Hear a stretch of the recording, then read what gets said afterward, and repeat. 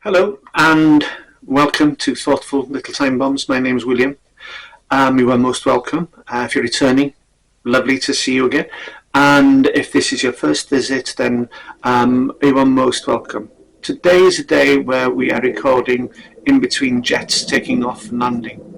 One has just taken off. Right, a bit of peace and quiet. This is a box. It says happy birthday. It's a box I received from a friend, and the box itself is important to me because it reminds me of the gift. This box is full of, you may recognize these.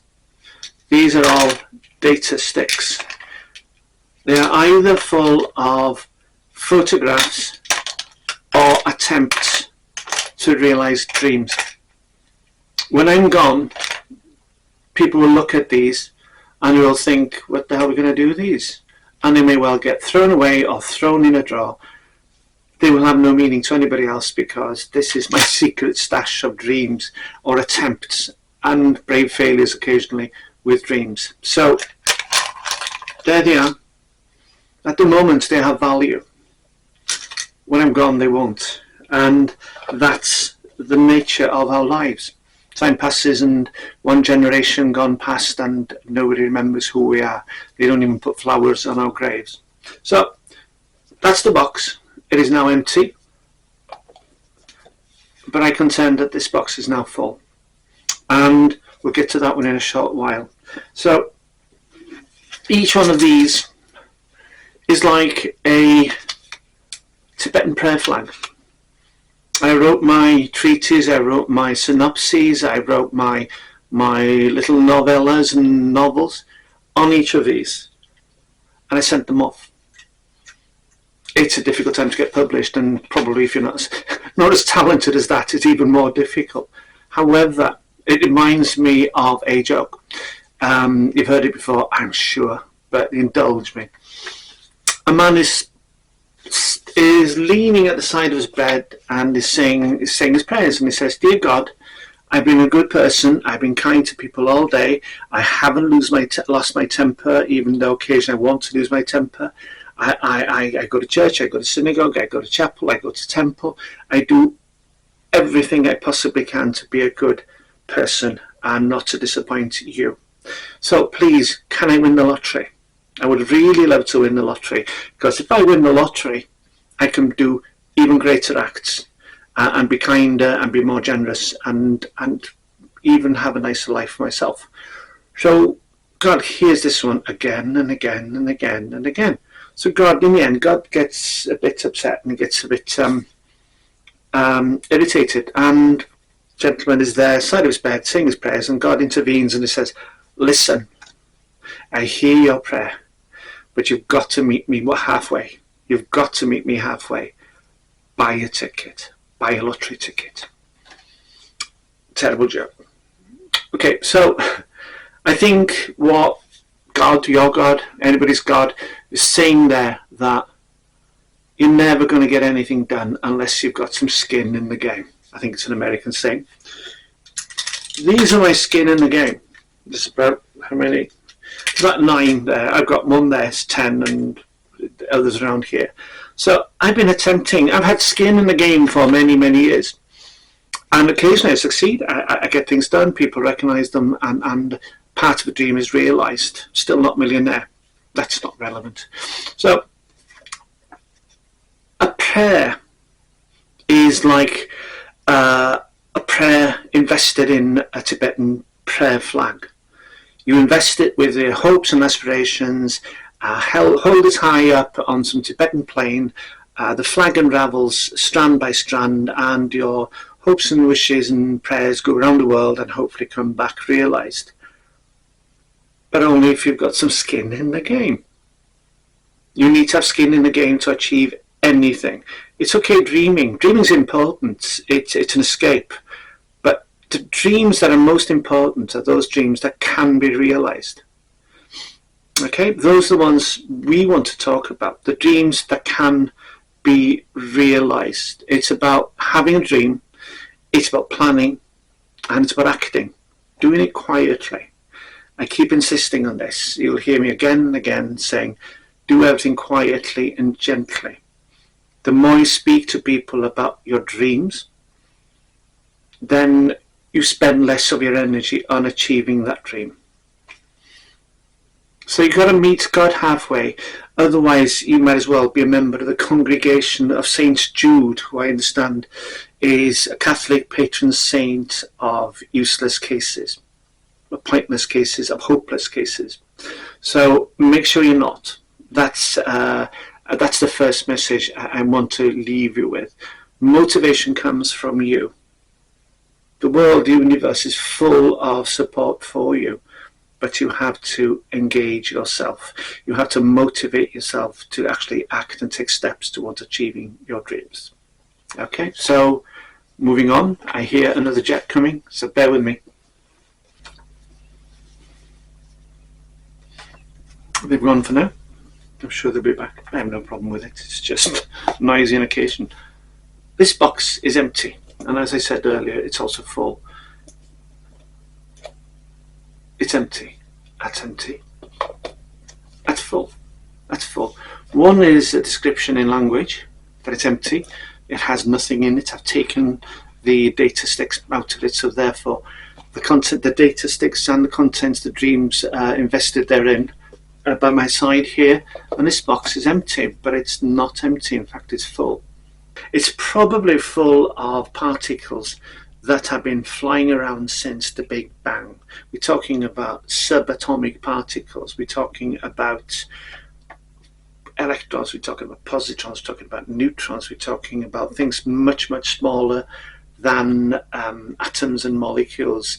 We're talking about leptons, talking about gluons, muons, we're talking about neutrinos, we're talking about antimatter. Oh God, there won't be any antimatter in there, I hope. These particles are all manufactured by processes, universal processes, many of them requiring amazing amounts of energy, force of pressure, of heat, to burst subatomic particles into other subatomic particles. You've got, think of CERN in Switzerland, which is one of many such colliders which just accelerate particles in a circle again and again and again. They get faster, they become a significant portion of the speed of light, and then direct them into a chamber, boom, and they hit, and particles are created then. And if you've seen the images, they're just little walls. And they are predictable. Einstein's science proved not only were they predictable, they could actually be realized. So the predictions of Einstein, these various theories, have been realized again and again and again. So one thing, that's it. One thing that is not in this box, or maybe in this box, is time. I hope I'm not sounding like a big guy. It's time. There is no time in here, because time is not a particle, is it? Time is one of these things that really baffles me, because somebody said time started at the moment, the B of Big Bang, the first B of Big Bang. And yet, what is time? Time does not exist. It is a phenomenon. If you were to ask somebody to explain to you what time is, and tell them, try not to use the word time, then they would find it difficult. My favorite radio drama, I love it very much, is on the BBC website, and I pick it up again, and it's 3 series of books by H.P. Lovecraft, who wrote about occult matters, who wrote about demons, he wrote about dimensions, but not in the colourful way of today. It is about darkness and nightmares, and us being the imaginings of another creature in another place. That's one of the stories in there. H.P. Lovecraft wrote at the turn of the last century, and he wrote with one foot in both centuries. His style uses the melodrama of the Victorian period, but with an objectivity of and the psychological objectivity of the last century. And it's very interesting, and it's well worth listening to. But there are many changes. In order to bring it up to date, it is an investigation of phenomena, and one of those phenomena is experienced by one of the characters, somebody called Henry Akeley. Henry Akeley undergoes various changes for, let's call it, demonic possession. It's far more subtle than that, but that's a straightforward description as possible. So he has been, shall we say, possessed by a long-lived individual called Ipkuaya, who lives, his soul goes from one body to the next, to the next, to the next, etc.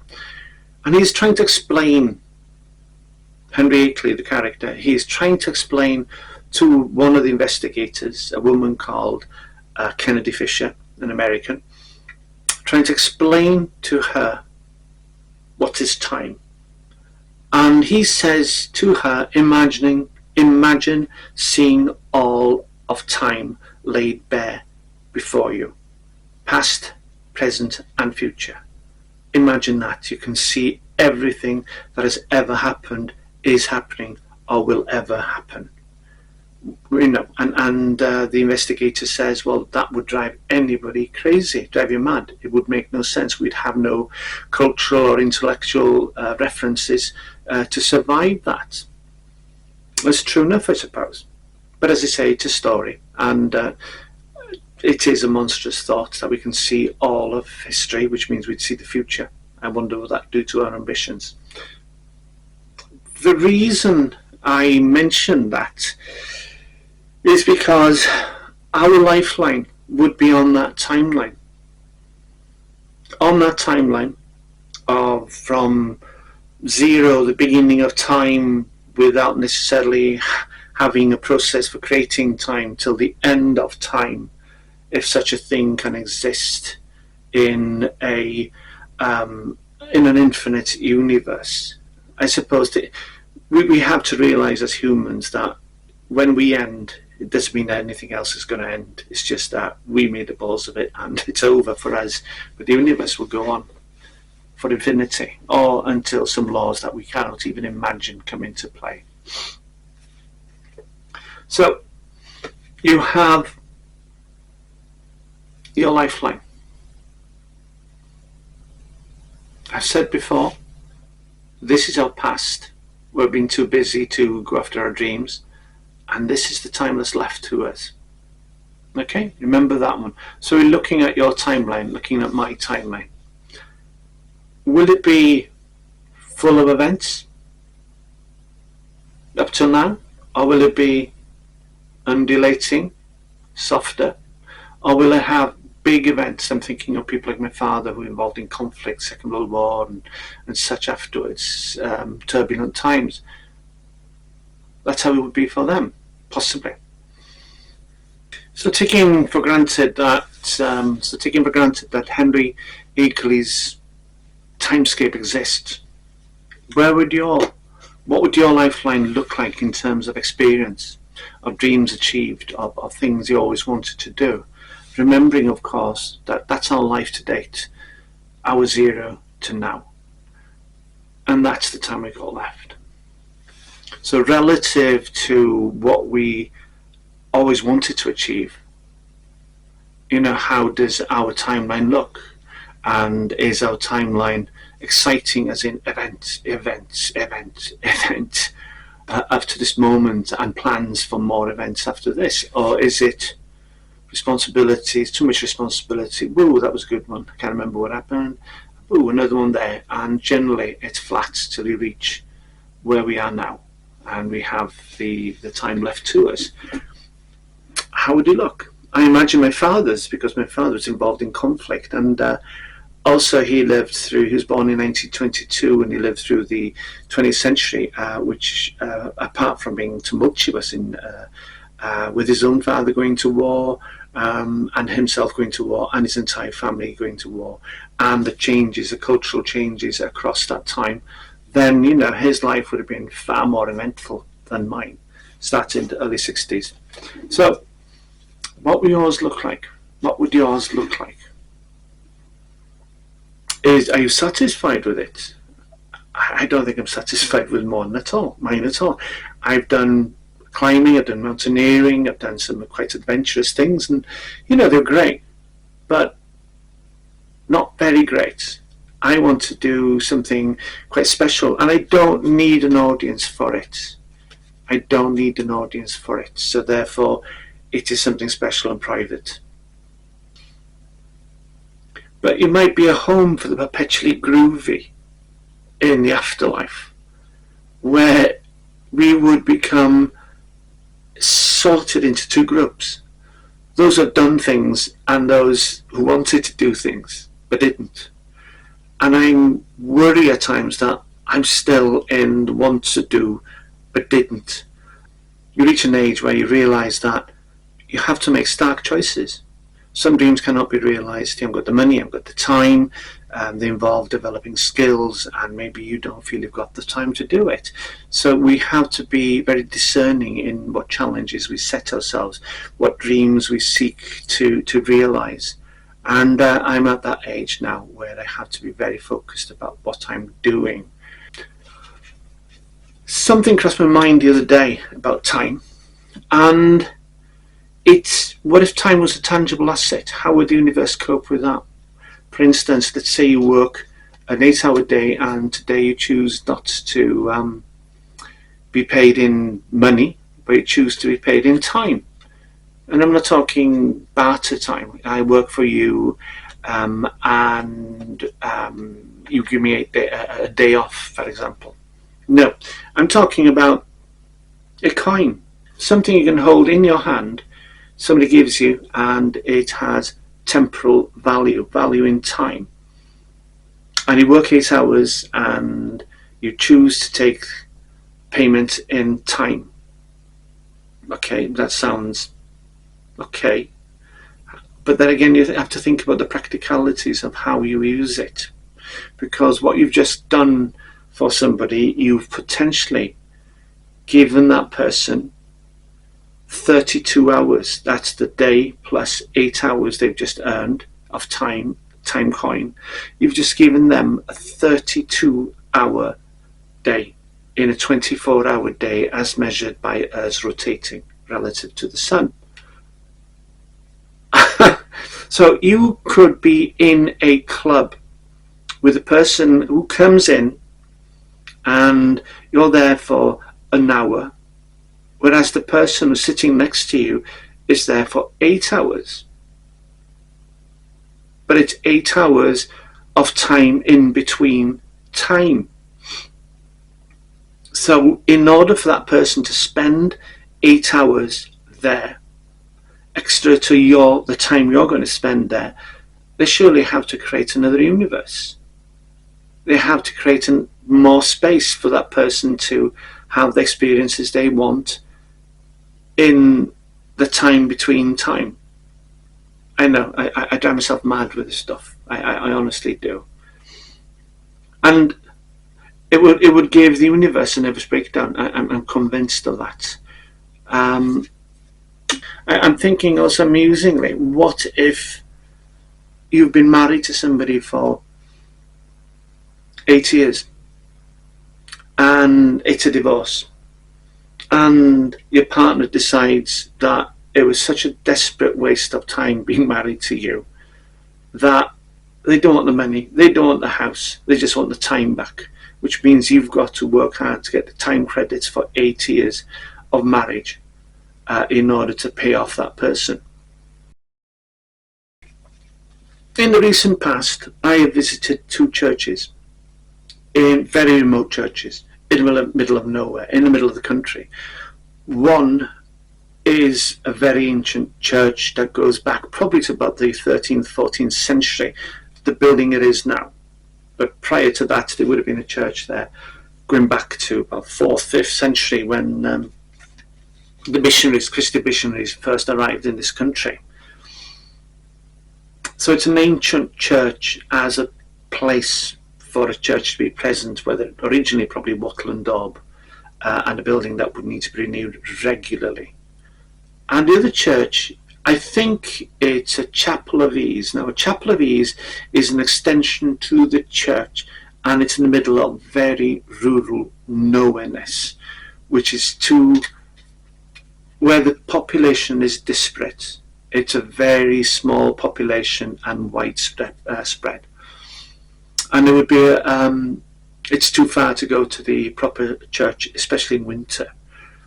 So what happens, once a month there would be a service in this chapel of ease, which is an extension of a church somewhere. And people would be not married there. You would just have a straightforward church to make sure that God sort of visited your community now and then to check that you were behaving. There would be services for deaths, and if you had money, even in the middle of nowhere, you might get a crypt built underneath for you. So one is a church, and the other one is a chapel of ease, possibly.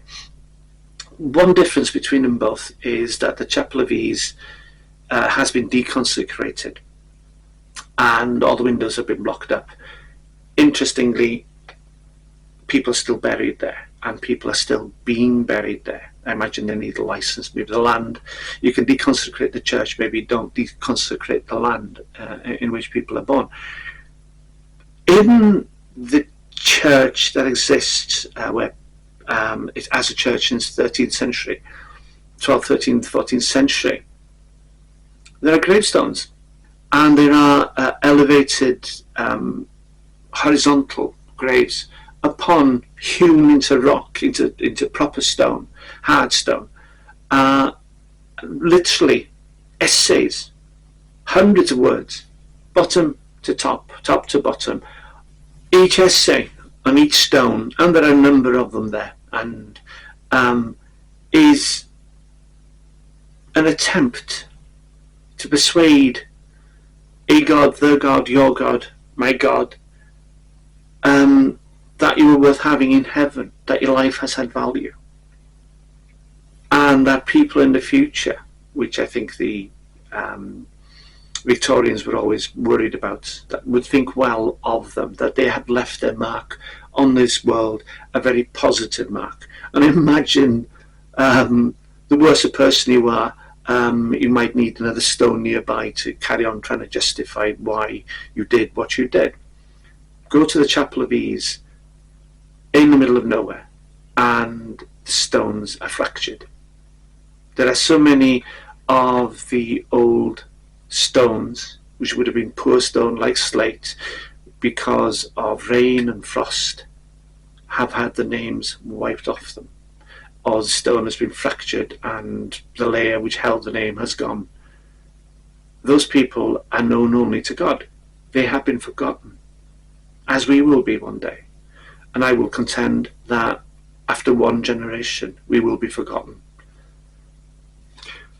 So one of the churches I find heartbreaking, and the other one I just find desolate.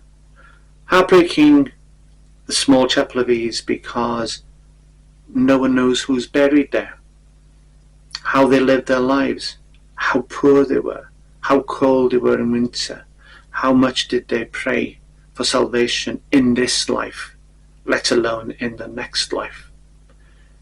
The other one is a church going back to the 12th, 13th, probably 14th century, where people were wealthy enough to write essays, last 100, 150 years in particular, that bear testament to who they wanted you to know they are, also for God to know who they are, just in case they were missing files. At the end of our journey, we will last in the memories of people for one generation, if we're lucky. Never, if you're the last to be buried in your family, and you think you're looking at the generation that's coming through and you're thinking they won't remember, my advice to you is don't have room for a pot on your gravestone to put flowers. Don't have it, because there's nothing more depressing in the cemetery to realise that a person who's buried at this point has been abandoned by their family. All we ever have is now. That's all that matters. All that matters. So in this moment, which is your moment and the moments that remain to you, may I suggest that you do your best to become the person who chooses the meal on the menu that is put on a plate in front of you and that everybody else wishes they'd chosen it. These are things that you should be thinking about. Don't create too many burdens for your conscience. Don't have sworn enemies because the other person may not even be aware that they are your sworn enemy. Mix with people high emotional intelligence. Don't mix with people who are drama queens, who are energy vampires. Time is so precious. Mix it with people that bring out the best in you and that you bring out the best in them.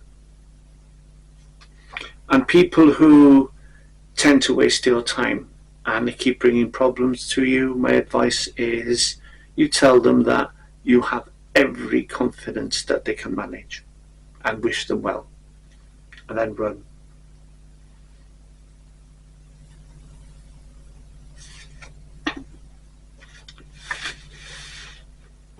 That's it. Time exists. There's no machine for creating it. There's no process known to physics at the moment. All we know is that time began in this universe when the Big Bang occurred. Before then, did time exist? Was there negative time before that? All we know is that time passes at a rate relative to our experience in life subjectively that is frightening. This week is about quite simply just reminding you that we will die. You will die. Within a generation we will be forgotten. Our hopes and dreams will be forgotten. All we have is now. So hopes and dreams, make it happen. Make it happen now.